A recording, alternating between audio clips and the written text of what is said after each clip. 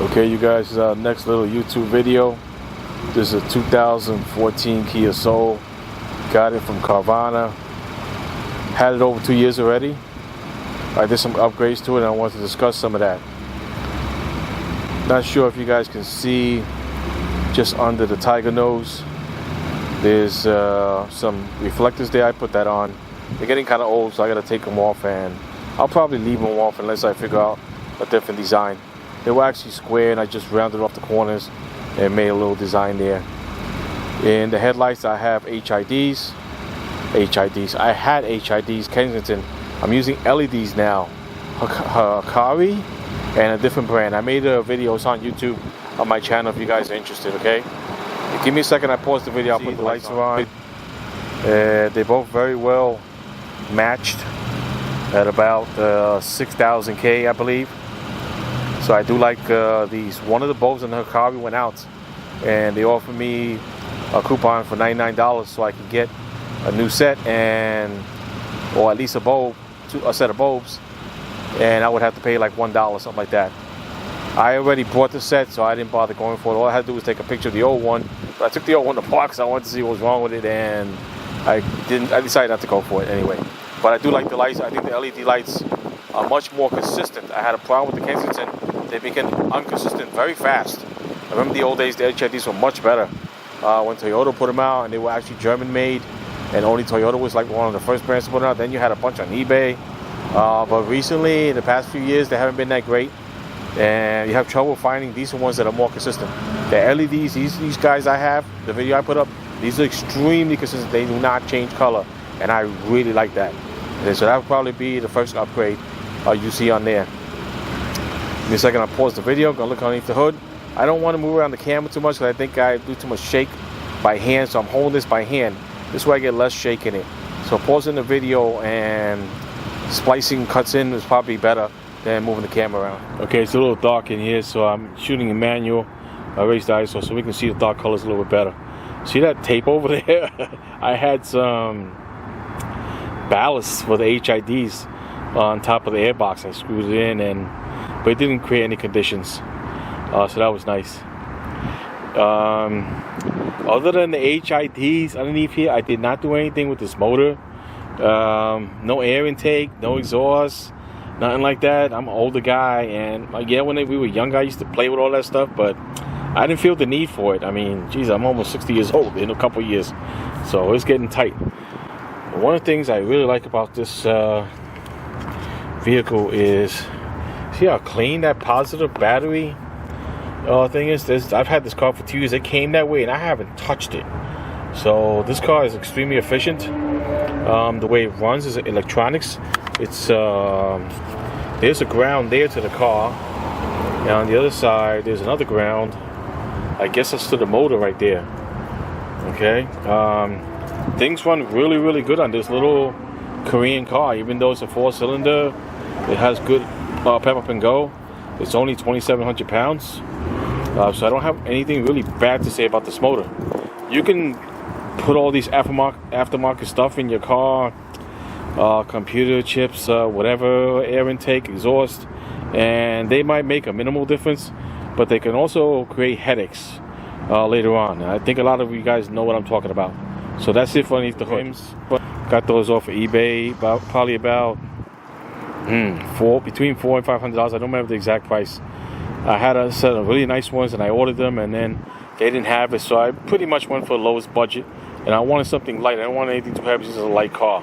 Adding weight to your wheels to get up and go, braking force is not really the best idea. The tires are excellent. I have to put in the description what tires these are. They make a difference. In rain and dry, they're not snow tires. So things to consider are your upgrades for your car. If I move into the car, let me pause the video because I want to show you something on top. Okay, on top you see a rack I made over 2 years ago, or about 2 years ago. I put up a video on YouTube. It doesn't budge. It hasn't budged yet. I mean, I can shake the whole car, but it just does not budge. The reason I have that thick, I believe 3/8 inch wrapped cord around there, that paracord or rope, is because of the wind, turbulence. If I wrap it evenly, I still get turbulence, but if I wrap it kind of odd like this, I don't get any turbulence in the front. So that's good. You don't need one in the back. So this rack is holding up as lovely as I thought it was. I paid about 80 bucks total material, and that video is up on YouTube. Okay? And I'm gonna look inside a little bit, see if you guys can see certain things. Can you see that dash cover on top? I think that's the suede version, which is the one that looks the smoothest, I guess. The other one looked kind of cheesy, almost like a carpet. I did not like that at all. I'm not gonna say this is my favorite, but it was the smoothest I could find.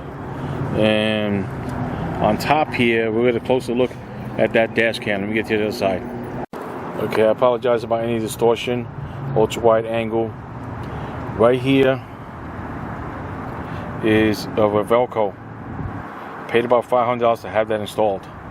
You will see a lot of truckers, they have hundreds of thousands of dollars in a truck or something like that, or you can pay a small house the price of a 18-wheeler, wheel trailer.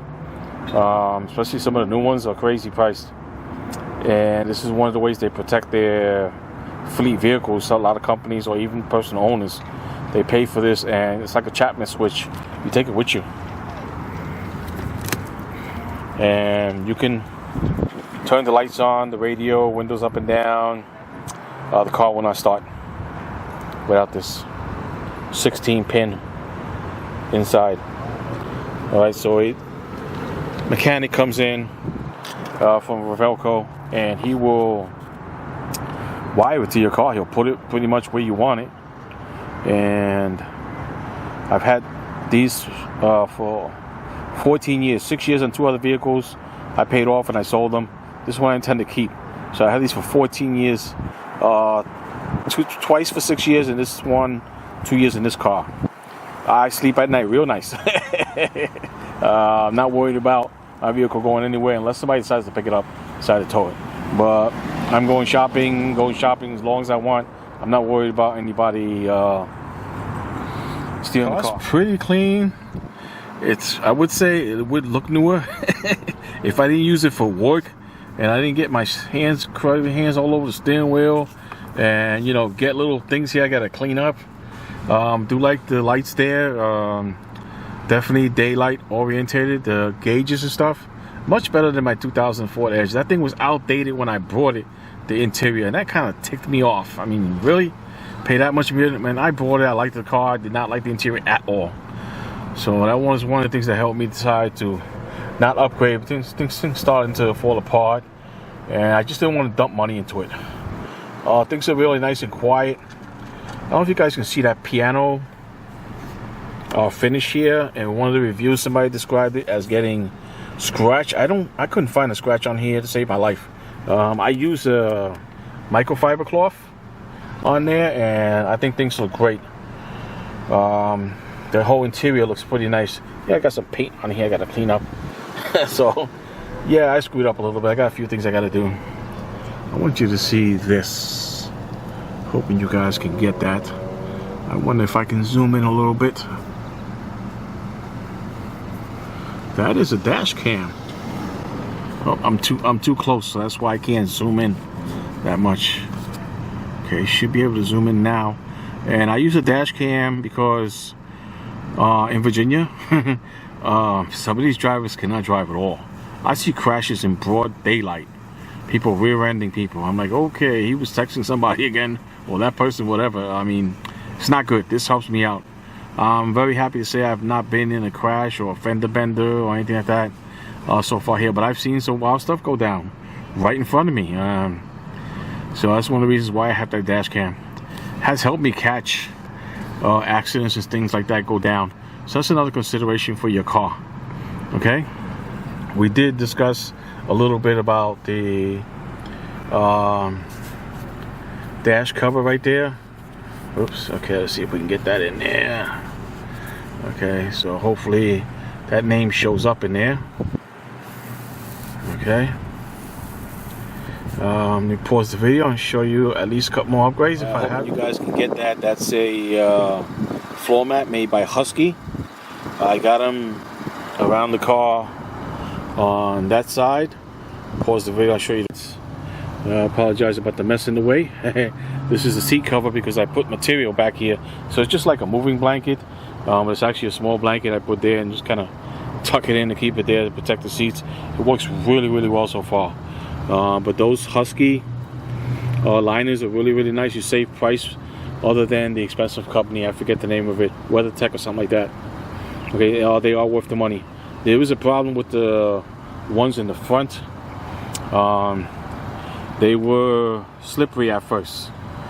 And if you have, even without your feet being wet or anything, they felt slidey. So you might have to rough the finish a little bit or figure out what you're going to do to make sure it's not slidey. I mean, I had them 2 years. They were slippery, I'm going to say, for at least about a few months. So something to note if you're going to get the Husky liners. Hopefully they change that on the finish. They don't feel slippery right now. I don't know if you see that in the complaints on the reviews for these liners, but they're really good. They fit great, and I saved money from the expensive company. I believe it's called WeatherTech. If I got that wrong, I'll have to fix it in the description. Okay, let's go somewhere. These are WeatherTech. These visors, and I like them a lot because they're the most see-through. Those are the most expensive. In other words, even though they have the smoky finish, you can see through them rather easily. Daytime and even at night, you can see through them better than anything else out there. I don't like the price.